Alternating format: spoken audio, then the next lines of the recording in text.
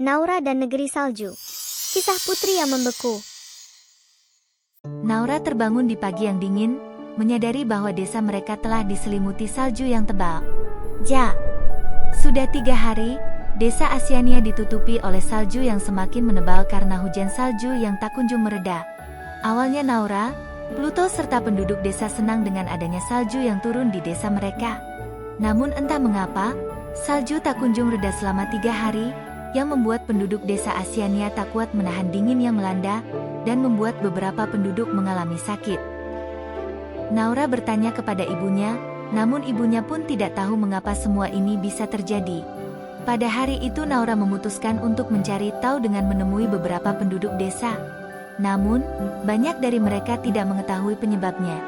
Hingga Naura bertemu salah satu penduduk desa dengan kondisi yang sakit, yang mengetahui penyebabnya. Ia mengetahuinya dari saudaranya yang tinggal di negeri seberang. Ia bercerita tentang cerita mistis, mengenai sebuah negeri salju yang tersembunyi di balik pegunungan yang menarik perhatiannya. Di sana terdapat sebuah kerajaan yang dikepalai oleh seorang raja yang bijak. Namun, ada sebuah kejadian yang membuat raja tersebut terkena kutukan. Sepertinya kejadian itu yang membuat salju turun tanpa henti hingga ke desa Asiania. Baiklah Tuan, aku akan mencari tahu apa yang sebenarnya terjadi di negeri salju tersebut, kata Naura dengan penuh semangat. Naura kembali ke rumahnya dan meminta izin kepada ibunya di rumah untuk pergi. Namun ibunya tidak mengizinkan ia pergi, karena khawatir terjadi sesuatu padanya. Saat itu kondisi Pluto pun sedang sakit. Dia hanya bisa terbaring di tempat tidurnya. Namun, saat itu ibunya melihat keteguhan hati Naura yang tulus dan ikhlas dengan niat yang besar ingin membantu desa Asiania. Akhirnya ibunya mengizinkan pergi. Tetapi ibunya meminta Naura untuk mendatangi kepala desa terlebih dahulu, dan meminta seseorang untuk menemaninya. Dengan penuh semangat, saat itu juga Naura segera bersiap pergi menemui kepala desa Asiania. Ibunya berkata untuk berhati-hati, dan membawa banyak perbekalan untuk perjalanan. Saat sampai di pintu depan rumah kepala desa, ia mengetuk pintu. Dan beberapa saat kemudian seorang anak membukakan pintu rumah dan berkata, "Naura, ayo masuk-masuk. Di luar sangat dingin, Naura." Naura pun segera masuk ke dalam rumah. Hai Dekin, terima kasih sudah mengizinkanku masuk. Dekin adalah anak dari kepala desa Asiania. Dekin, Naura, serta Pluto sering bermain bersama di taman saat libur. Naura pun mulai menceritakan maksud kedatangannya. Dekin kemudian memberitahu Naura bahwa ayahnya juga sedang sakit. Dia terbaring di tempat tidurnya. Naura dan Dekin segera menemuinya. Sang kepala desa pun mendengarkan niatnya. Namun, sang kepala desa tidak tahu harus mengutus siapa untuk menemaninya, karena banyak dari penduduk desa yang juga sakit. Dengan tiba-tiba, Dekin pun berkata, "Ayah, izinkan aku yang menemani Naura pergi." Ayahnya pun terkejut mendengarnya. Karena tidak tahu harus bagaimana, ayahnya pun mengizinkannya. Dia berkata, agar Dekin dan Naura pergi dengan hati-hati. Karena cuaca di luar sangat dingin. Dia pun meminta agar Dekin untuk tidak mencemaskan ayahnya di rumah, kondisinya hanya sedikit lemah. Setelah bersiap-siap, mereka memulai pendakian ke pegunungan yang ditutupi oleh lapisan salju.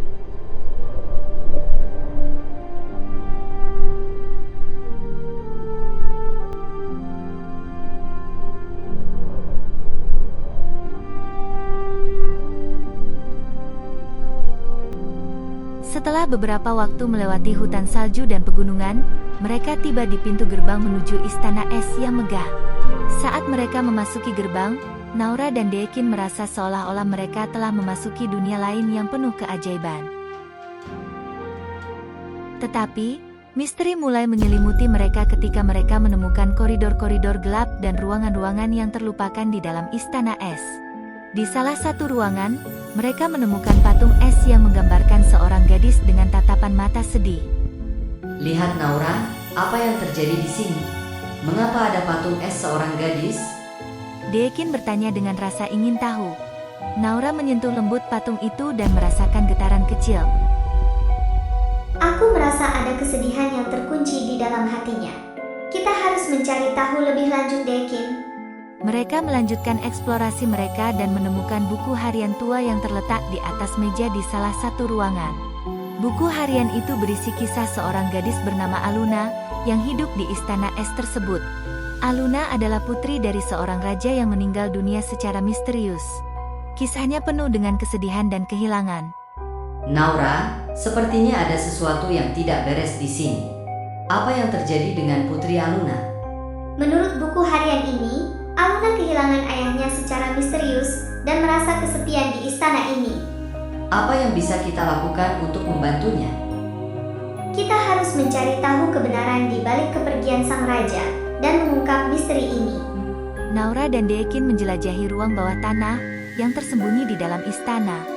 Di sana, mereka menemukan pintu rahasia yang mengarah ke ruang perpustakaan kuno yang dilindungi oleh sihir es. Di antara buku-buku tua, mereka menemukan sebuah gulungan kuno yang berisi ramalan tentang nasib Putri Aluna dan keluarganya. Gulungan ini menyatakan bahwa Putri Aluna memiliki tugas besar untuk menyelesaikan kutukan yang menghantui keluarganya. Apa tugasnya, Naura? Bagaimana kita bisa membantu Putri Aluna? Di sini tertulis, tugasnya adalah untuk menemukan kristal es suci yang hilang, yang dapat mengembalikan kedamaian pada istana ini. Kita harus menemukannya sebelum kegelapan sepenuhnya menyelimuti. Perjalanan mereka membawa mereka ke goa es yang tersembunyi di pegunungan. Di dalam goa itu, Naura dan Deekin menemukan serangkaian teka-teki dan ujian yang harus mereka lewati. Setiap langkah membawa mereka lebih dekat pada jawaban dan kebenaran. Naura, kita tidak sendiri di sini. Ada roh-roh es yang membimbing kita. Mereka mungkin adalah penjaga goa ini, Deekin. Kita harus menghormati mereka. Akhirnya, setelah berjalan jauh memasuki goa es, Naura dan Deekin menemukan kristal es suci yang berkilauan. Namun, sebelum mereka bisa mengambilnya, mereka dihadapkan pada sosok bayangan yang misterius. Wahai kalian, kristal itu adalah kunci untuk membebaskan kutukan. Dan hanya putriku Aluna yang bisa melakukannya dengan tangannya sendiri. Siapa kamu? Apa maksudmu? Aku adalah roh sang raja. Putriku Aluna adalah satu-satunya yang bisa membebaskan aku dari kutukan ini. Bawalah kristal itu kepadanya. Naura dan Deekin tersentak oleh kehadiran bayangan sang raja. Mereka pun menyadari bahwa petualangan mereka belum selesai. Dan misteri yang terungkap semakin menggulung mereka dalam kehidupan Putri Aluna. Dengan penuh tekad, Naura dan Deekin kembali ke istana es membawa kristal es. Mereka tidak tahu apa yang harus mereka lakukan terhadap patung Putri Aluna dengan kristal es itu. Naura, apa yang harus kita lakukan dengan kristal ini? Entahlah, Deekin. Di buku tidak tertulis apa-apa mengenai hal itu. Dengan inisiatif, Naura mencoba memegang patung es itu dan meletakkan kristal es di tangan patung itu. Dengan terkejut, Naura tiba-tiba melihat kristal es itu mengeluarkan cahaya yang terang, dan tiba-tiba patung es itu mencair. Deekin pun berteriak.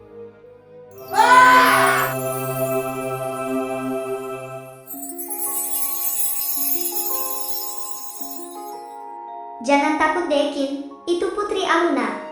Hai Putri Aluna, aku Naura, dan ini temanku Deekin. Kami datang dari desa Asyania. Kami di sini untuk membantumu. Nora, Deekin, membantuku? Dengan wajah bingung, putri itu bertanya kepada mereka. Putri Aluna masih tidak ingat apa yang sebenarnya terjadi. Naura pun berkata bahwa ia dan Deekin mendapat pesan dari roh sang raja untuk memberikan kristal itu kepadanya. Kemudian Putri Aluna mulai mengingat semua kejadian yang dialaminya. Oh ya, ayahku, sepertinya saat ini aku harus merelakannya pergi. Terima kasih Naura, Deekin, aku tidak pernah berpikir bahwa akan ada harapan untuk mengakhiri kesedihan ini. Putri Aluna pun mulai menceritakan bagaimana semua ini bisa terjadi. Sejak ayahnya meninggal, ia hidup sendiri dan sangat sedih. Hari-harinya dipenuhi dengan kekosongan dan keputusasaan. Saat itu ia tidak bisa merelakan kepergian ayahnya. Dengan berbagai cara, ia mencoba agar ayahnya bisa hidup kembali. Sampai ia pergi meminta kepada roh pegunungan es untuk bisa menghidupkan ayahnya. Namun, entah bagaimana negeri itu justru mendapat kutukan yang membuat roh sang raja terjebak antara dua dunia, dan membuat istana dan seluruh negeri itu mulai dipenuhi dengan kegelapan yang membuat hujan salju turun tanpa henti, dan membuat Putri Aluna membeku di istananya. Kutukan itu akan lepas jika hati Putri Aluna sudah bisa merelakan ayahnya untuk pergi. Hati Putri Aluna tergambarkan dalam sebuah kristal es yang hilang dalam pegunungan. Dia harus menemukan hati sucinya kembali agar kutukan itu bisa lepas. Maafkan aku. Semua ini terjadi karena perbuatanku. Seharusnya aku bisa merelakan kepergian ayahku saat itu. Tidak apa-apa Putri Aluna, saat ini yang terpenting kamu sudah bisa merelakannya. Mari kita pergi ke Goa Es dan menyelesaikannya. Bersama-sama, mereka memasuki kembali Goa Es di pegunungan dengan membawa kristal es. Putri Aluna, Naura, dan Deekin tiba di ruang terdalam goa. Mereka dihadapkan pada bayangan sang raja yang memandang Aluna dengan lembut. Aluna, maafkan ayah karena telah meninggalkanmu. Waktunya telah tiba Aluna, buka hatimu dan relakan ayah untuk pergi. Dengan perasaan sedih, Aluna berkata, Ayah, aku sangat merindukanmu. Baiklah ayah, saat ini aku siap. Dengan tiba-tiba, kristal es suci itu menyatu kembali dengan hati Putri Aluna. Dan seketika, cahaya terang menyelimuti goa, roh sang raja pun tampak melayang pergi, sambil berkata, Terima kasih Aluna, kau telah membuka pintu untuk kedamaian kembali ke negeri ini. Kau telah menunjukkan keberanian yang luar biasa, ayah bangga padamu Aluna. Seketika, roh sang raja pun menghilang.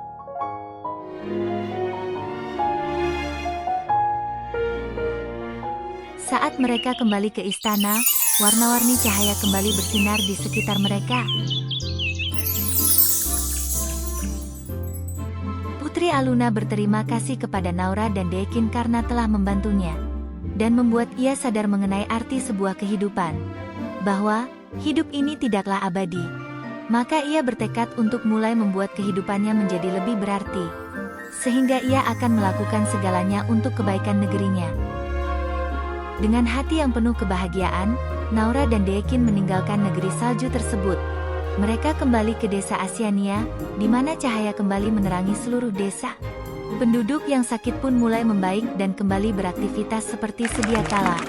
Kepala desa Asiania sangat berterima kasih kepada Naura dan bangga kepadanya. Karena dengan keberanian dan keteguhan hati, bersama putranya Deekin, telah berhasil membuat desa Asiania kembali cerah. Mereka menyadari bahwa setiap petualangan membawa mereka lebih dekat pada kebenaran dan memberikan arti pada kehidupan.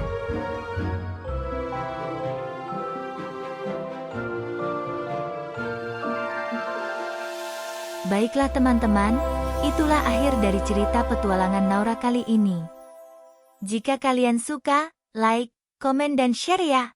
Dan jangan lupa subscribe. Sampai jumpa. Wassalamualaikum warahmatullahi wabarakatuh.